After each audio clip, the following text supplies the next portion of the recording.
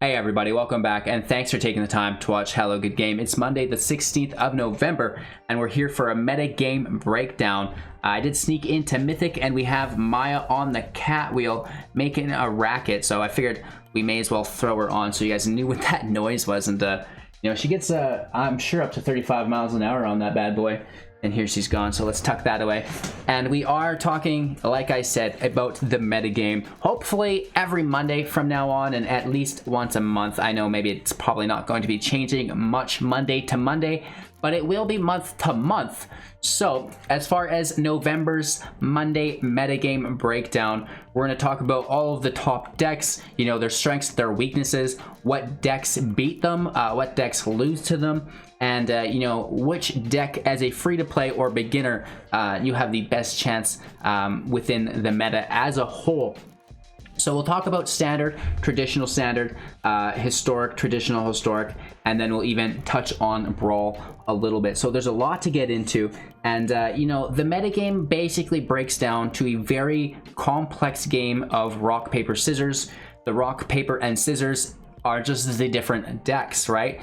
Each of them will win against another, but lose again to a different one entirely, right? So we get this weird complex game of like a 10-way rock paper scissors scenario in a healthy meta. In an unhealthy meta, you know, those numbers shrink down, and you know, we could have as little as 3 decks. So right now I feel like things are very good. They've been a little bit frustrating. Obviously I get hundreds of comments a day, and I understand that Rogues is, you know, not the greatest to run into consistently because it's a pretty aggressive play style. There's not much you can do against it unless you're coming fully prepared and you know exactly how to interact with it. And a lot of these things, so even though within rock, paper, scissors, rock will always beat scissors, in Magic the Gathering, it's not that way entirely. We do get additional dimensions to it as well through, you know, your draw hand, your ability to mulligan, your draw. There's so many different RNG factors that you can try to, you know, get under your control. Those variables, the more that you can control them, the better chance you'll have. And, you know, you can do that through draw, through scry. There's so many different things, even through the ability to mulligan for a better hand, right? So it's not just the decks that are going to get you the wins, but it's your skill base in general. So, you know, don't worry about it. If it's your first time playing a new deck, go into the play queue. There's no worry about your rank, and try the deck a couple of times, learn how it plays, learn how it interacts with the meta. I know myself and other content creators as well do their best job to bring you guys new decks every day, so you can kind of find something that fits with you, because we all like to play different styles, and we also do our best to break down how to efficiently play those decks for you guys. So if you're looking for something, check out some of our channels.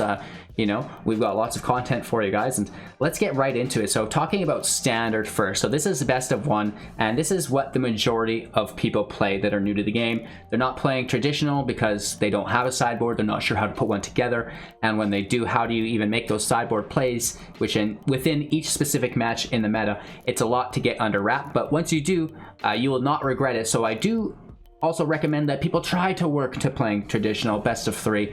Otherwise, standard is very much lottery-like, in my opinion. Yes, you can, again, take these variables into account and try to mitigate them and put them under your control as best you can. But again, there's still mass amounts of RNG within the game. So mono red is, you know, 60% average win rate. It's almost 14% of the best of 1 meta right now. And then right below it, still at a 60% win rate, we have at 12% Dimir Flash. So the Dimir Flash version has 4 copies of Lurrus main deck. They might also play Zareth Sand to grab permanents from your graveyard. These are the 2 most annoying things. Mono red aggro, obviously Annex and Embercleave are really annoying. They're going to get you right out of the gate right away. So in standard, these are the 2 most predominantly played decks. And of course, we do have Rakdos mid-range coming in underneath at 6.27, so, you know, less than half of the top 2 percentage-wise. And of course, Dimir Lurrus, which just means that Lurrus is being used as the companion. It's still the Dimir Rogues Flash deck. One just has Lurrus main deck, the other has it as the companion. And when it is the companion, it can only have 2 or less CMCs in the main deck as creature permanents, right? So keep that in mind. And of course, we're seeing Gruul aggro on the rise, sitting at 4.1%. And this is basically where I'd like to cut it off. But I do want to mention mono white life gain, just because we are playing best of one, and mono white life gain will always do very well in best of one, much like mono red aggro will do. And talking about that rock paper scissors situation, which we're trying to construct in our minds to understand the meta better, mono white life gain is the scissors to mono red aggro's paper, so to say, right? So mono white life gain has a lot easier time beating a deck that's looking to do aggro or burn damage as to a control deck that doesn't care about your life or their life, right? So it's things like this. So even though it's lower rated, and it actually has a higher percent win rate as we see it to mono white life gain. I never noticed that until now. 61% average win rate. So there's a couple things to take note when you are looking at metagame information like this. What's the percentage of this deck in the meta? How many times am I going to see that, say, out of 10 matches or 100 matches, right? Out of my base sample, how many times am I going to run into this deck? Because that should signify you to which deck you might want to play, right? You might want to run a direct counter to that deck if you're going to see it a lot. That being said, it's being run a lot for a reason, and when not everything beats something perfectly in succession, and one thing can beat three things, but then there's another that can beat that, but then loses to all those other things, right? And that's why we see mono red aggro up at the top. So with that being said, mono red aggro strengths: Annex, Cleave. Dimir Flash strengths is the mill and flash tempo aggro they put on you. So they're going to have counter spells and removal, and if they don't use those, they can either draw cards or they can play flash creatures, which is really good. They're always applying consistent pressure. Rakdos mid-range, they're having you discard cards, they're hitting you for life loss, and they're playing things from their graveyard, which is really good. That brings me to some of the metagame interactions. We talked about mono red aggro and mono white life gain. Let's talk about Rakdos midrange and Dimir Flash now. So Dimir Flash will have you mill cards from your library into the graveyard. Rakdos midrange seeks to do this themselves so they can play their Croxus, right? So they can play many of the other things that have escape or recursion from the grave. They even play enchantments, Tamaret's Call of the Dead, I believe, to mill themselves and make zombies. So this is exactly what they're looking to do. They've got the Ox of Agonis, for example, as well. So if you can fill their grave for them, that's actually not good. And they're going to come back, take a lot of power out of that grave, apply it to you, and that's why we see Rakdos midrange doing so well right now, strictly in my opinion, because we see so much Dimir Flash that Rakdos midrange is just basically picking up the scraps, eating all of these flash decks. So if you're annoyed with Dimir Flash, check out Rakdos midrange. I think it's going to be a really, really friendly matchup. And again, Rakdos midrange probably isn't a great matchup for mono red because mono red seeks to deal damage, where Rakdos midrange deals self-damage sometimes, right? They've got the Bolt lands in that deck, for example, to pay 3 life, and that can come back to get them potentially. Moving on, we've got the Dimir Lurrus. We talked about Dimir Flash and Dimir Lurrus, already, the differences between them. It's basically the same deck. You don't really have to change your game plan at all. The best thing you can do against them is, get rid of Lurrus and exile their rogues. Destroying them is one thing, because they're going to replay them. Yes, it cleans up the field, you can survive, maybe you can get advantage, but it might come to a position where they destroy all that, and they just come back, right? So if you can exile the rogues, that's even better. They won't come back. Next up is Gruul aggro, which I'm surprised hasn't made such a stomp within best of one, but I think as the month progresses and we get into December and the holiday season, Gruul aggro is going to be on the rise. Very, very good. Like I said, this is the deck I used to get Mythic this season, and it's very good. There's a couple different iterations of it, whether you're in standard or historic. The standard version focuses around adventure primarily, so we've got the Edgewall Innkeeper as the early game draw, all of the Gruul adventure spells, which are so good, Bone Crusher Giant, Lovestruck Beast, and then they get into the Henge, which is a late game draw. So they've got a lot of value on the field and a lot of big baddies as well. And I believe Embercleave is in there to give some of them trample. So Gruul aggro is great. In my opinion, Gruul beats mono red 7 times out of 10. There's not much mono red can do against a Lovestruck Beast. In my opinion, that 5/5 that can just defend. It's very hard to get through with mono red unless they have the perfect draw, the perfect cleave out, and you don't have any removal. And let's keep in mind that Gruul aggro does have removal. Obviously, we've got our Bone Crusher Giant, for example. And we talked about mono white life gain kind of beating out mono red aggro. You know, maybe it squeezes out Gruul aggro, but I doubt it. It would have to use some form of exile, glass casket, something like this, which, you know, I don't doubt that it's running because those cards stack your devotion to white, which brings Helioid out, and Helioid will ruin the life of any aggro player. We also have mono green aggro, similar to mono white, just good fashion aggro. I think mono green can potentially get the edge on mono red as well, but where it fails is the rest of the meta can kind of eat it up. Rakdos midrange has enough removal that is positive mana conversion for it. Dimir Flash can just counter, you know, a 4-drop for 2 mana as well. So even though mono green aggro can beat mono red aggro sometimes, if they don't get the perfect drop, they're not on the play twice, it does seem to lose against some of these other decks more than not. So that's why you don't see it being played as much. With that all out of the way, let's get into traditional standard. So this just means we're playing best of 3 instead of best of 1. And we see Gruul aggro, the most deck played, woof, right? Almost 20%, 18.8. So most people are playing Gruul aggro, and I play Gruul aggro. I didn't use Edgewall Innkeeper, but it was good. And again, I was playing Historic, I guess I should mention. So it's great. Gruul aggro is good in best of 3 because your sideboard options are really relevant. You can sideboard in more removal or exile, or you could take it out and put in more creatures. So whether or not you're going against another aggro style or creature-based deck, you can come out ahead through your sideboarded removal. And then if you come in against you know, a control style deck, you can obviously just toss out that removal and put in more aggro and haste. Dimir Luris, you know, we already talked about this, and the matchups don't really change at all. It's just the sideboard interaction now becomes relevant. So how efficient are these sideboards at dealing with the other decks? For example, mono red is very good in best of 1 standard. You see almost 15% people playing it. In traditional best of 3, down to 6%. Why is this?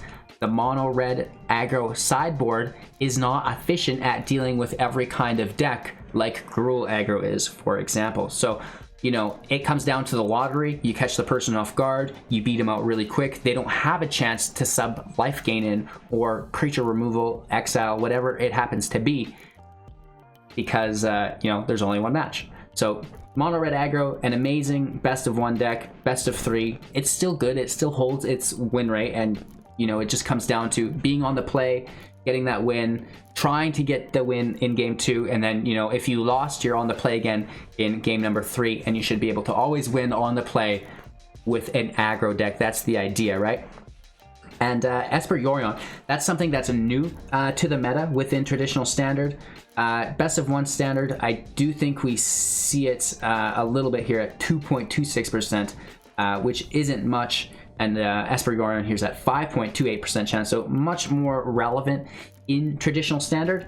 And let's ask this question again, why is that so? Well, it's the exact opposite reason as the mono red.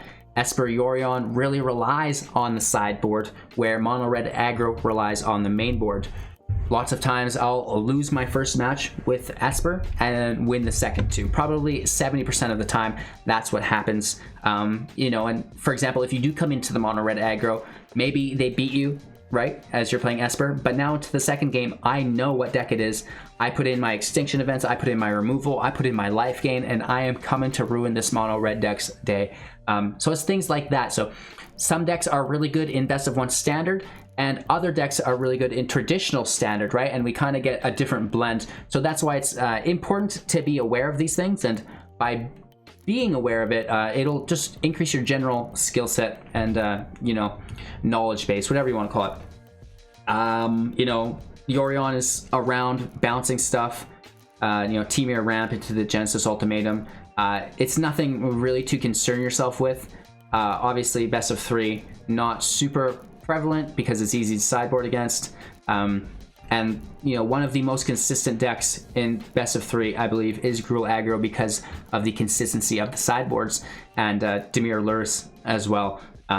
You know, able to get around many things via the sideboard. So with that out of the way, we don't want to spend too much time on the traditional because it is really similar. We just want to touch on the sideboards a little bit. We're into historic, and we've got mono red goblins.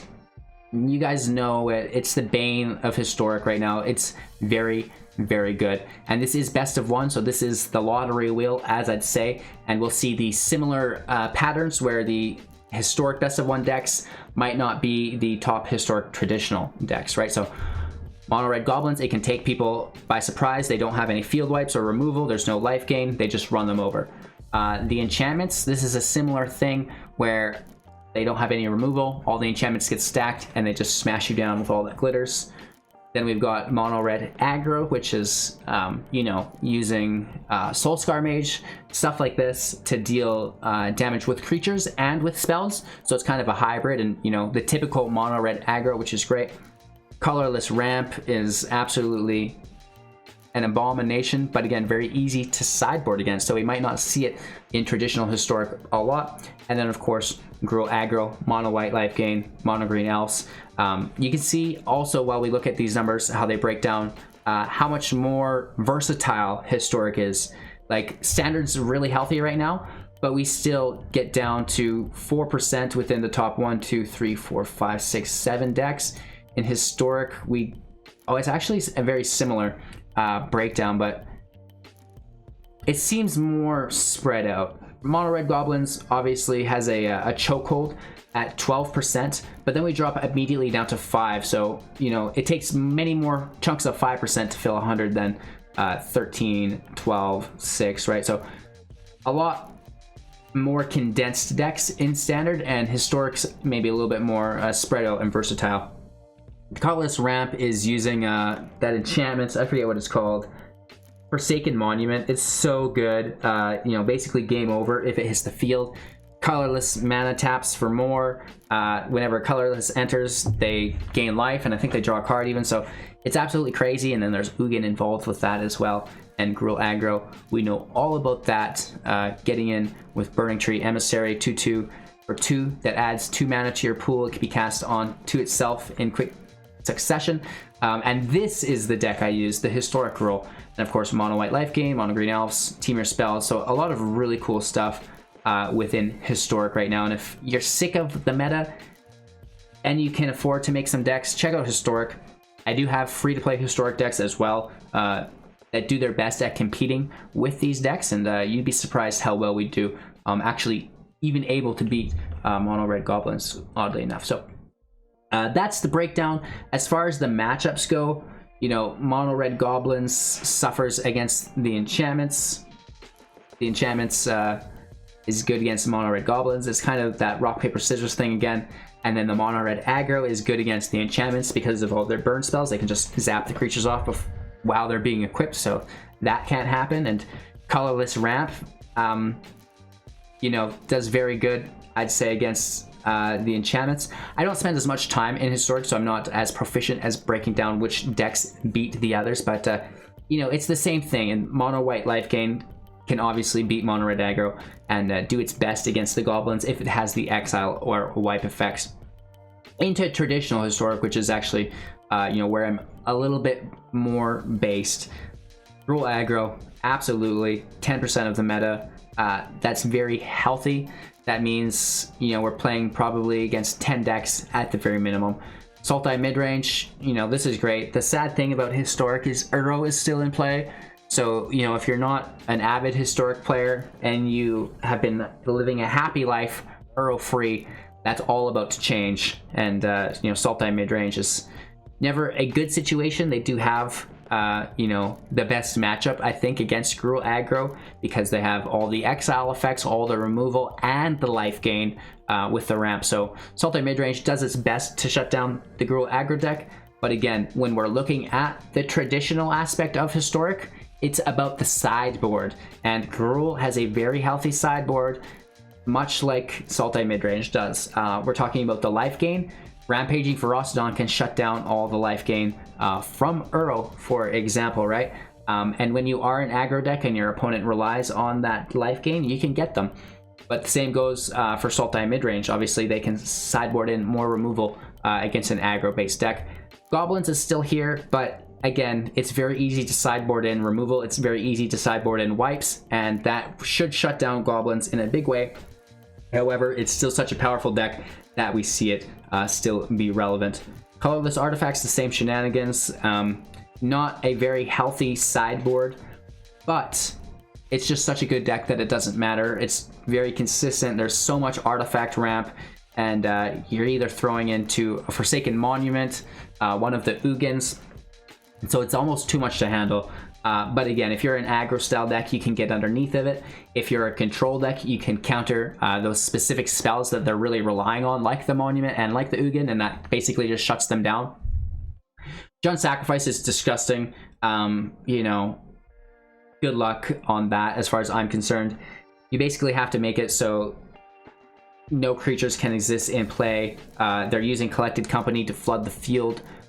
So there's very little you can do against Jund Sacrifice other than beat them to the punch. And that's why Gruul Aggro and Mono Red Goblins is a little bit better than that, in my opinion. Because if you are trying to play the long con and you don't have enough removal, like the Colorless Artifacts, I think Jund Sacrifice is going to get you. If Sultai Midrange misses its removal, Sacrifice is going to get them, right? So even though it's not as highly ranked, I think it's very, very powerful.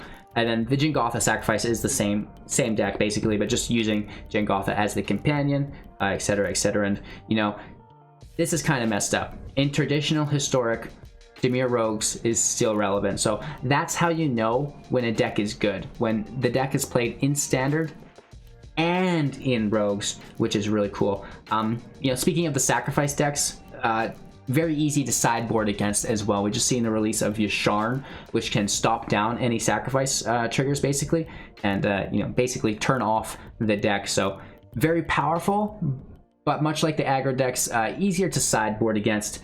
But again, you'll see no Selesnya colors in the top, so it's not like anyone's sideboarding against it right now. We do have the Brawl, and you know, if you're interested in Brawl, I do Brawl decks all the time. We had our camera shut off here. Who knows how long that's been off, right? We'll try to just squeeze our way through, and it's probably down here. Dun, dun, dun, dun. Thanks for your attention. Don't forget to like, comment, and subscribe. We're gonna turn the camera on now, and it's gonna be golden. There we are. Welcome back to the land of the living. Brawl's cool. Garrick the Cursed Huntsman is amazing. Helioid is amazing. The Bonder Prodigy almost breaks the game because of the ramp. It's so consistent. And Ashiok's Exile's really fun as well. Heart of Celt can play lands, and you know, Historic is, or sorry, Brawl's, it's good, but in my opinion, we need a ranked Brawl for it to become relevant, because lots of people will concede in Brawl. It's like, well, things didn't work out perfectly, I'm out. So you either have, you know, those instant concedes, which aren't fun to go through, it's a waste of time, or you have a back and forth match that's absolutely incredible. And I think more of these matches that get thrown early game have the potential to move into those incredible matches, but people don't have the resolve and they're not willing to go the distance. And I think this can be avoided by putting a rank to Brawl. Let's have ranked Brawl, and you know, now we all have a reason to play Brawl more often rather than just pushing Standard and Historic for a rank. I know if there was a rank in Brawl, I would be playing it every day, and I would be making a new deck for you guys every week at the very least as well. So that's basically our metagame breakdown. You know, this is our first one, so it's a work in progress. We're gonna get better at it, get more in depth for you guys. We are running into 25 minutes now already, so it's gone longer than I thought it would. I'm sure a lot of it's been incoherent rambling, but I'm sure you'll do a great job of letting me know in the comments. And again, please do so. I'm very open to constructive criticism. And again, like I said, I'm looking to do this at least once a month, every on a Monday at least. And yeah, we're gonna monitor it. We're gonna keep trying to improve, taking notes, and listening to your guys' feedback. So I appreciate your time and attention. Don't forget to like, comment, subscribe, share the channel to a friend, of course, and join our Discord for all that other extra jazz. We're using Magic the Gathering Arena Assistant today, available for free. The download is in the link in the description below. It's the Overwolf link /Hello Good Game. You know, just because I do get a little bit of a kickback from every download, which is nice. And with that all being said, thank you again for your time and attention. You can support financially on Twitch, Patreon, YouTube, and our Amazon link. That would be awesome. And, you know, we're back with daily decks, so check out another video, and we'll see you soon.